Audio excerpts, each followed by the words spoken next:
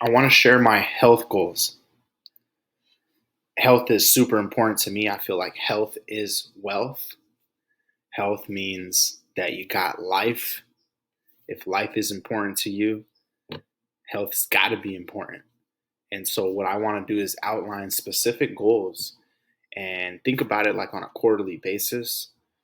I'm going to go through some slides here to show how I think about health goals. What I did was I sat down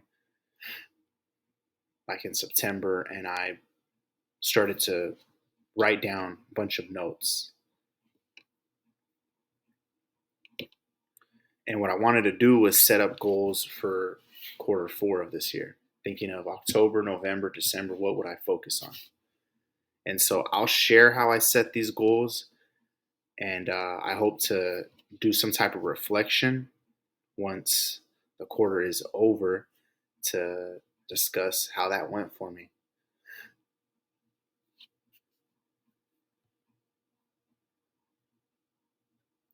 And I'm thinking about overall health. So what I did was outline 4 different categories: sleep, eating, exercise, and self care, all being a part of my health. Sleep is super important.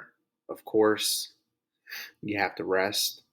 And I'm thinking about it as quantity and quality. I want to have enough sleep, meaning how much time am I sleeping, but I also want to have quality sleep. So thinking about both of those things is how I'm setting up the goals. Trying to sleep 8 hours per day. And quality of sleep is where I'm trying to have a strict bedtime. If I go to sleep about the same time every day, that is, I'll say, like it's compatible with the way the body works. So I would have to maintain a schedule that allows me to go to sleep at the same time every day. There's something called a circadian rhythm where your body likes to be in these predictable cycles, and the chemistry of your body will work in a way where you want to go to sleep at the same time every night. However, our lives can get complex and we have different forces driving our schedule, and sometimes we will push it. If we say the bedtime is 10, we can always find a reason, whether it be responsibilities or whether it just be trying to entertain ourselves.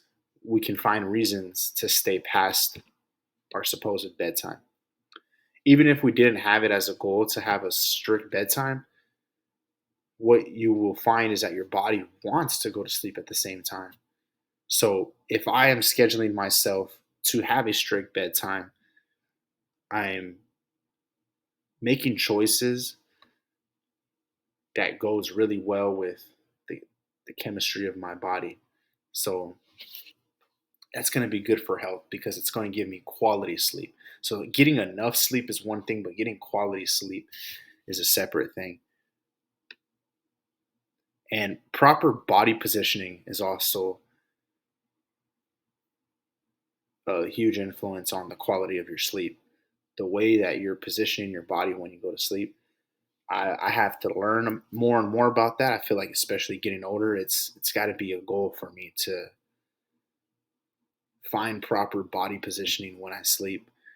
To be a little bit more specific, something I want to work on is sleeping without a pillow when I'm on my back, at least without a pillow under my head. If I'm going to use a pillow under my head when I'm sleeping on my back, I want to make sure that I'm not messing up my posture. So having it low enough on my neck, like almost my upper back, to provide some support to the neck in a way where my shoulders are even a little bit lifted. It's more helpful to my posture as opposed to just putting a pillow under my head. Supports the neck in a sense, like might help me feel comfortable, but it doesn't help with posture because I'm just getting used to my body's like getting used to my muscles are relaxing in a position where my head is tilted forward past my collarbone. Like if I'm standing up, proper posture is having my head, directly above my shoulders, my head directly above my neck being straight up and down.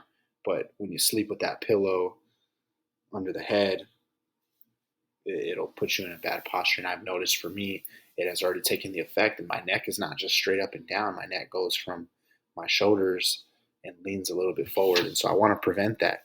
I want to work in the opposite direction of that. And the body position and how I sleep is super important for that, for posture. But having that proper posture while you sleep means getting better quality sleep because the breathing is better. The way the muscles are relaxed is better. When I'm on my back, though, even if I don't have a pillow under my head, having the pillow under my legs, like under my knees, is helpful.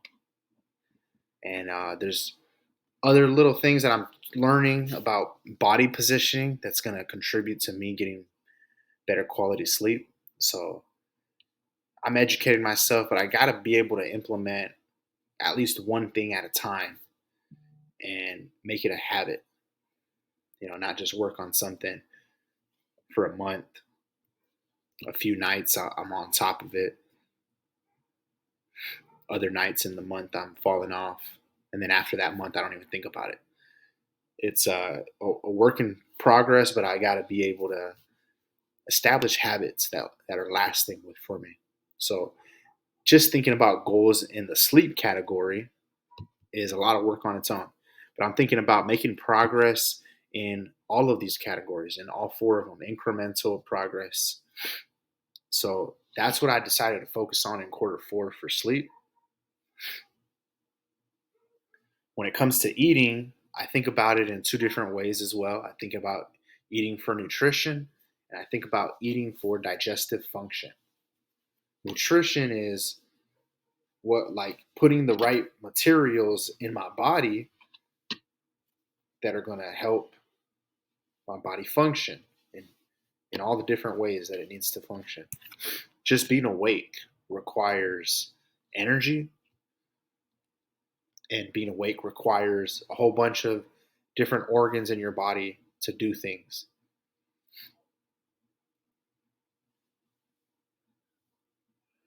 What I've learned back when I was in school, like as early as middle school, I really understood it well, how the body is made up of tissues, and what tissues are combinations of cells.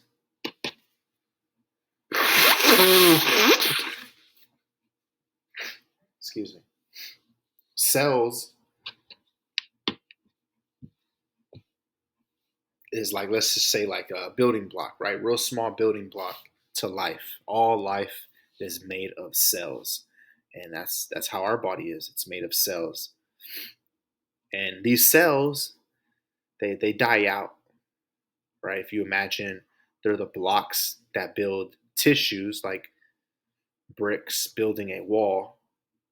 Over time, the bricks break down, and if a brick breaks down completely, it doesn't mean the whole wall falls down, but it definitely means something about the strength of the wall. If too many cells break down, then the tissue is not that strong. So when you think about it like that, you can start to understand how important it is to get the right nutrients, because your body is always trying to find the broken bricks, remove them, and then put in brand new bricks. So that's cell. So you're cleaning out all the dead cells or bad cells. Even if it's not completely dead, you're getting to it before it even completely dies out. Your body's trying to get to all the cells that need to be replaced, and it's creating brand new cells to be put in place of the bad cells that are being removed. Protein is how you make new cells. So when you eat protein, there's protein in the foods. When you eat that, you're giving your body the material it needs to rebuild cells. That's super important. Now, energy mostly comes from carbs and fats, but it's typically not hard in a first world country, especially to get enough energy from food. I think the challenge is about getting enough protein, especially for those of us who want to build muscle.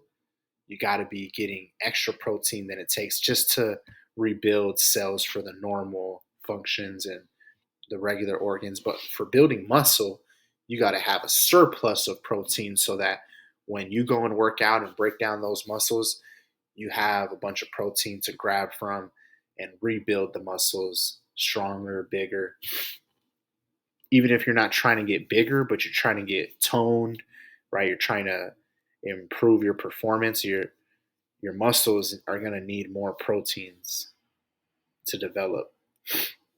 For me personally, I want to be consuming 200 grams of protein a day.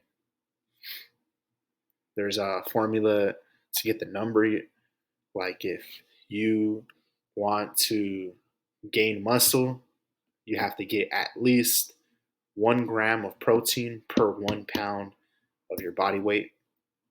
It's an easy little formula. So I weigh about 200 pounds. So if I'm eating about 200 grams of protein, then I should be able to maintain muscle mass and even build muscle mass. If I weigh a little less than 200 pounds, awesome. I'm giving myself that protein surplus. So that's where I want to be, eating 200 grams of protein each day. When you start to count the nutrients, you start to count proteins and realize how challenging that actually is. 128 ounces of water would be my goal. That's actually a whole gallon. 128 ounces of water is 1 gallon of water per day is what I would want to do. Water is an example of a micronutrient, and so I'll talk a little bit more about this, macros versus micros, in another slide. But these are my goals. I want to explain what I mean by the nutrition. Digestive function goals for eating is different. This is about understanding the digestive system, how there's these organs that work together that help me process my food. So I put some food into my mouth. The mouth is made up of the tongue. The tongue is actually a muscle. Muscles are organs. And the muscle of the tongue does a lot for me. After the tongue and my jaws for chewing do the work in the mouth, I swallow, goes down my esophagus into my stomach. The stomach does what it needs to do to the food, and then my food moves into the intestines. Small intestine, large intestine, and the food's getting broken down all along the way. Broken down so that I can take in the nutrients into my bloodstream. I want to have fibers each day as a goal because fibers is helping me push the food through my system. Needs all the food needs to work its way through, and what happens to all of us is food gets stuck somewhere along the way. Having enough fibers means that I have a healthy digestive system. So having digestive function goals when it comes to eating is important to me too. Getting enough fibers each day and also having tea. Not necessarily setting the goal to have tea every day, but I'm setting the goal to have tea 10 times per week. So I'll aim to have it in the morning, first thing in the morning, aim to have it last thing I consume at night before I go to sleep. So after I'm done eating, I'll have some tea. Before I start eating, at the beginning of the day, have some tea. And I've been doing ginger tea because that seems to help me with my digestive function. But as I educate myself more, I might adapt to different types of teas. Exercise is another category of my overall health, and I'll set goals based on performance and based on aesthetic. Performance goals is about what I want my body to be able to do like ability, the abilities that I want to have. When you're thinking about performance goals, got to think about cardiovascular. When you hear cardio exercise, talking about the cardiovascular system, the heart pumping blood through your body. Blood picks up oxygen from your lungs, and oxygen is important for so many things in the body. And you need blood to get to all the different organs in your body. When you're exercising and doing cardio, you're using your muscles in a way that you deplete oxygen, and so your bloodstream has to speed up its pace so that it can rejuvenate the muscles. And so you're practicing that blood flow when you're doing cardio exercise. So my performance goals are going to be partly based on cardio and then partly based on my muscular ability.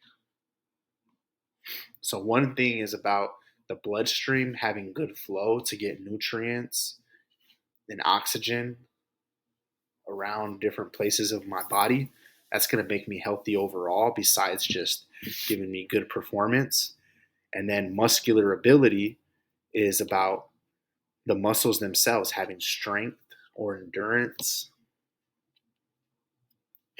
Me being able to run fast requires muscular ability. Like the muscles in my legs, my core muscles need to be able to move at a fast pace for me to run fast. Need to be able to contract and extend well. Flexibility is another way I can build muscular ability. So I have performance goals, cardiovascular and muscular ability goals. I also have aesthetic goals, how I want to look, right? I want to look nice. And I don't think I'm alone in this. I think a lot of people have that. Me, it's for many years now, as an adult, I've cared about performance goals heavier than I have cared about aesthetic goals, but it's still there. And so I want to keep it real with myself and be clear about what is it that I want to improve in my physical aesthetic.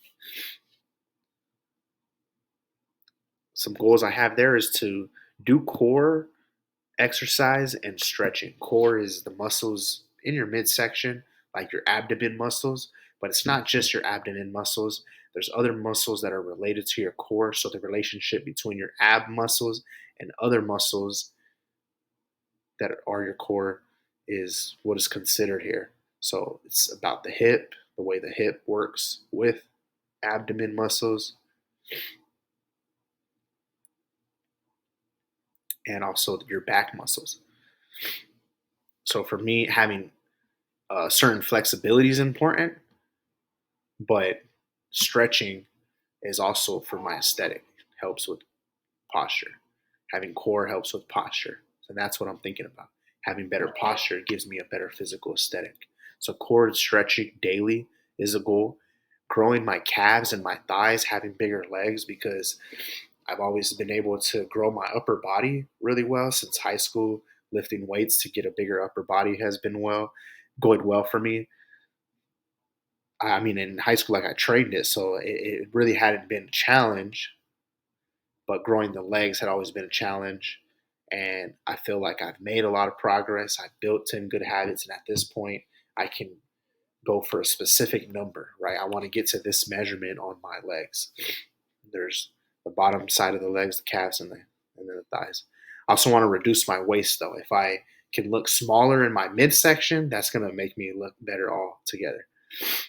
And I want to maintain my weight. I don't really want to gain weight, not necessarily lose weight, just maintain it. And then self care is another category for setting goals. There's mental, emotional self care, taking care of my mind, and there's physical self care. I want to be observant to how I'm thinking, how I'm feeling.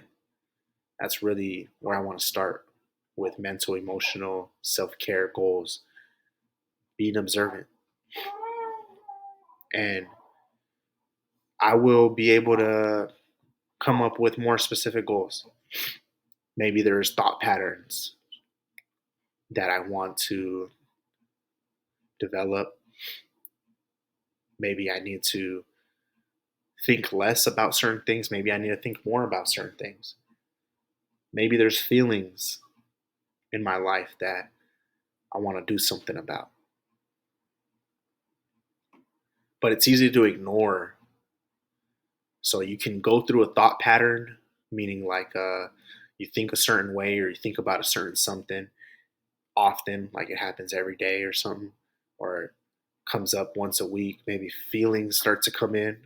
We know that feelings influence our behavior. And sometimes we're not proud of our behavior, but when we reflect, we realize it's these feelings that come up. And it's easy to just ignore that stuff instead of paying attention to the patterns with your thoughts, actually reflecting and thinking about it. So I want to really focus on being observant to all my thoughts and feelings. And then on the physical side, I do have self-care goals like grooming. I have to at least keep up some type of minimums, like grooming, hygiene, where I got to brush my teeth every day, morning and night. I got to floss my teeth. No matter how busy life gets, I can't forget those things, right? Some people forget them. Some people forget them. For me, it's important that I don't, and I keep certain minimums like that. Taking a shower. I have long hair now, and grooming my hair. There's got to be a goal. There's got to be some type of minimums when it comes, of course, to hygiene, but also grooming myself physically. That's I know a lot of I know for women it's easier to keep up with these things. It's kind of just a second nature. But as a man who becomes very busy in life, especially as a father and a working man, you get real busy in life, and sometimes you feel like you don't need to pay attention to your physical self care. I know I felt that. So I got to make sure that I still keep some type of minimums there. So I'm going to become more and more specific about what goals I have with that, as well as taking breaks through the day, through whether I'm working and I need to take breaks from that, or I'm spending time with my family. I'm going to need some breaks that are for myself. And it doesn't always have to be like, oh, I need to get away and be alone somewhere, but it just means taking a break from what I'm doing. Just going too hard and going from one thing to the next nonstop can can drain you, maybe mentally, emotionally, but physically, like removing myself and from something, just thinking about where I'm putting myself physically and taking breaks from being so focused is a goal of mine. And walking outdoors, just getting outside to walk, not necessarily intense exercise or anything, but just moving and walking outside and being around and the nature is important. Environment has a huge effect on you mentally, emotionally, but I know that physically, the environment has a big effect, and being outdoors is helped me a lot physically. So I'm gonna make sure I pay attention to these things